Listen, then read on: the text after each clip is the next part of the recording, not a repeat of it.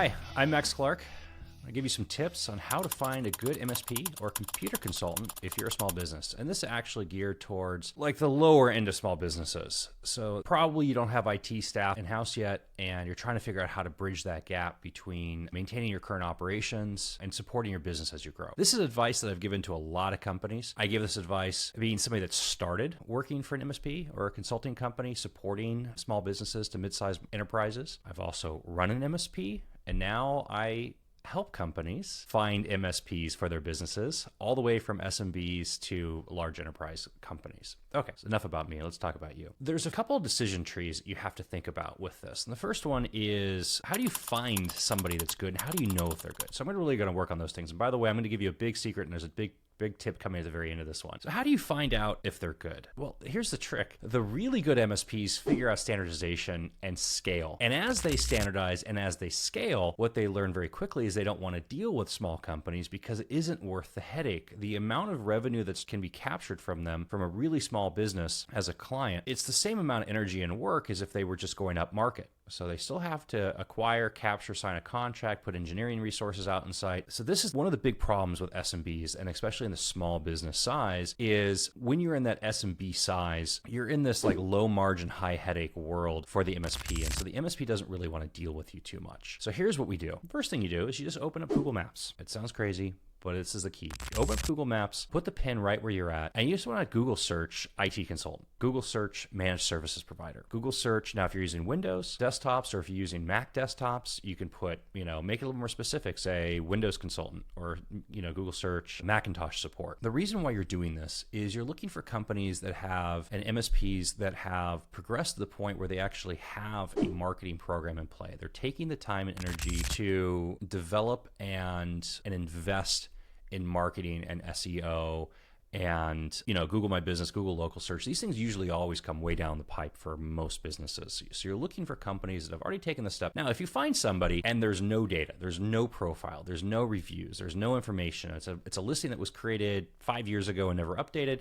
that's a data point you want to take into consideration, right? Maybe not a good fit for you, maybe not a company you want to do business with, maybe not. But this becomes your search target. You're looking for companies that are in your region, in your area, that are relatively close to you, and that's where you start from. Again, be specific based on what kind of computers you're using. If you're using Mac, you want to search for a Mac consultant. If you're using Windows, you want to search for a Windows consultant. They are different. They have different skill sets. They have different support infrastructure. They have different software that they're going to want to deploy and run for you. Make sure you're looking for the right thing. The second thing you're going to want to be aware of is if you're running Google Workspace or if you're running Office 365. Usually if you're on Google Workspace and if you're on Windows, you're going to be in Office 365. Although, we see plenty of people on Windows that are on Workspace and plenty of people on Mac that are on Office 365. But just pay attention to that when you go out and do that. Okay. When you talk to an MSP, the questions you want to ask them are, how many engineers do they have? What do they support? Now, if they tell you they support everything, it could be scary. This is one of those jack of all trades, master of none kind of things. Now, it's not necessarily a bad thing. It's just something you want to understand if they come back and they say, all we do is Windows, or all we do is Mac, or all we do is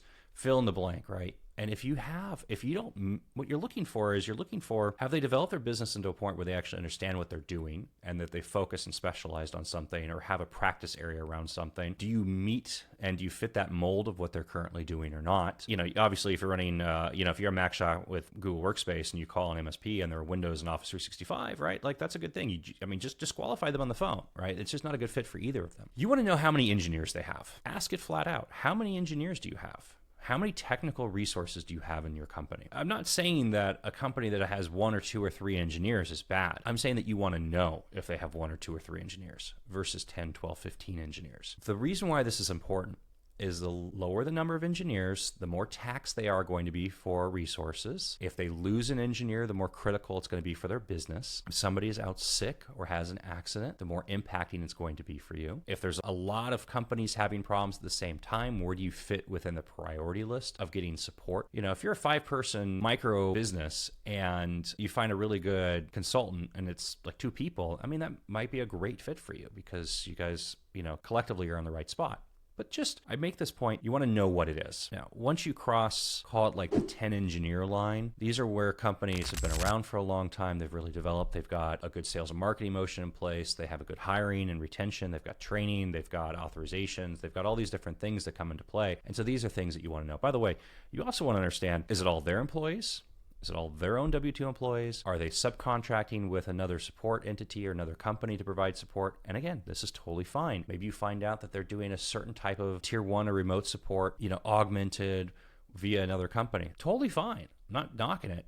Just know the answer and understand whether or not that's going to be good for you. You want to ask them what their ticketing system is. Again, this is just a sophistication of the provider. Are they running an integrated ticketing and asset management and dispatch platform? ServiceNow.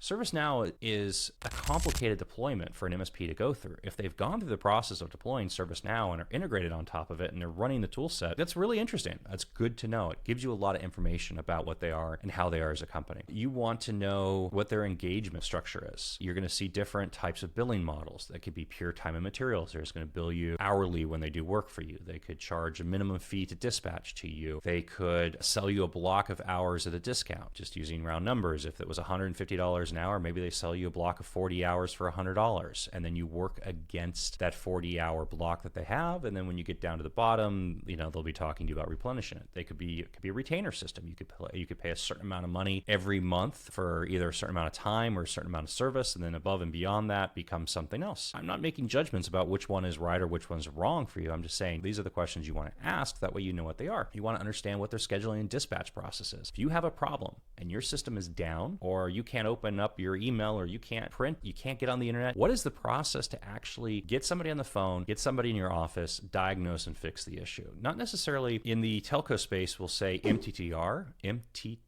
By the way, MTTR is a bastardized term. There's multiple acronyms that apply to it. In my case, I'm using mean time to respond, not mean time to repair. So, you have an issue that when you call, how long is it going to take before you have an engineer on the phone? Do you have a number that you can dial into that you can get an engineer right away? Will that engineer be able to help you? Do they have tier 1, tier 2, tier 3 support? How do they do dispatch? Is a different engineer being dispatched? Is the person you're talking to doing the dispatch? All questions you want to understand and you want to look into. You also want to find out whether or not they have an RMM solution, a remote management solution. RMM is great software that they could be using to install on your devices, so onto your Windows PCs or your Mac desktops, that allows them to remotely connect to your system and help you diagnose and fix the problem. Now, on the very low end, maybe that's just TeamViewer, very simple software. But again, as you get into more sophisticated MSPs that have integrated ticketing and asset management system, the RMM will be built into it as well. And of course, you've looked them up in Google Maps. You want to know, do they have reviews? Do they not have reviews? How many reviews do they have? Are they positive reviews? You should ask for references. Not because anybody's ever going to give you a bad reference, but you want to see how easy it is to get good references out of a company. If you ask for somebody for references and it takes them days or a week and a half to get you somebody that will be willing to talk to you about their service, that's an interesting signal as well. Service providers that have good relationships with their clients that really love them and want to support them, there'll be somebody that they can get on the phone pretty quickly for you and give you a glowing reference. I mentioned I had a little tip and trick. I had one more little secret here for you.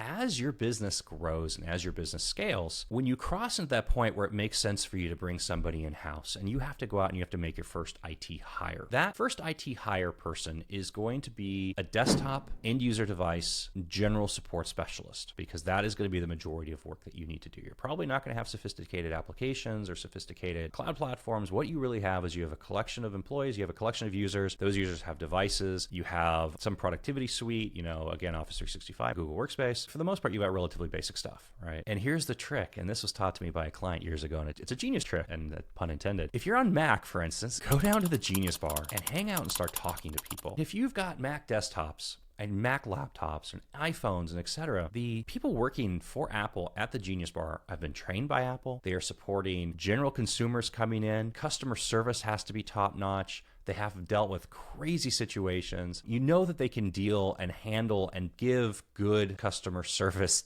to people coming in, right? So this is what you want. You want somebody that can diagnose a problem, that can provide a fix to the problem, that can be a support infrastructure for your company, and that can also be, and have good bedside manner, to your team that needs help with their devices. And when this was pointed out to me, it's a genius idea, and it's something that I've used ever since. And I know people that exclusively hire, even for Windows environments, their entry-level IT teams straight out of Apple Genius Bar, because it gives them a relatively established base baseline of experience and expertise that they know they can build on top of. Now, if you're running Windows, don't expect an Apple genius to be able to dive right in and diagnose Windows issues, just by default, right? You're going to have to do a little more screening, and do they know Windows? Do they not? Do they have experience with it? Do they not? I mean, you're going to have to get deeper into the weeds, but if you're running Mac, it's a great option. It's something I've seen successfully done many, many, many times. I'm Max Clark. If you have any questions, drop them in the comments below, and we'll get back to you.